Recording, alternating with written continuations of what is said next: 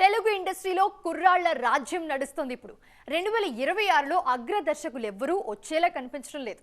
రాజమౌళి, సుకుమారిల అంతా వేరే సినిమాలతో బిజీగా ఉన్నారు. దాంతో ఈ లోటు కుర్ర దర్శకులే భర్తీ చేసేలా కనిపిస్తున్నారు. మరి ఏడాది రాబోయే ఈ చిచ్చర పిడుగులు ఎవరు? వాళ్ళు చేస్తున్న ఆ సినిమాలేంటి? టాలీవుడ్ లో ఉన్న కుర్ర దర్శకుల గ్యాంగ్ కు బుచ్చిబాబు పెద్ద దిక్కులా మారిపోయారు. ఈయన తెరకెక్కిస్తున్న పెద్దిపై అంచనాలు పీక్స్ లో ఉన్నాయి. ఉప్పెన తర్వాత 4 ఏళ్లుగా పెద్దితోనే బిజీగా ఉన్నారు బుచ్చిబాబు. ఏప్రిల్ 30న పెద్ది విడుదల కానుంది. అలాగే ఇదే ఏడాది రాబోతున్న మరో డైనమైట్ వశిష్ఠ. ఆయన చేస్తున్న సినిమా విశ్వంబర షూటింగ్ ఎప్పుడో పూర్తయినా విఎఫ్ఎక్స్ జాప్యంతో లేట్ అవుతుంది. జూలైలో విడుదలయ్యే సూచనలున్నాయి.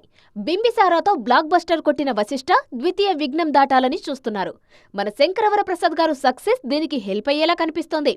ఇక కొత్త దర్శకుడు రోహిత్ తెరకెక్కిస్తున్న సంబరాల ఏటిగట్టుతో 2026లోనే రానుంది. 100 కోట్లకు పైగా బడ్జెట్ తో సంబరాల ఏటిగట్టు తెరకెక్కిస్తున్నారు రోహిత్.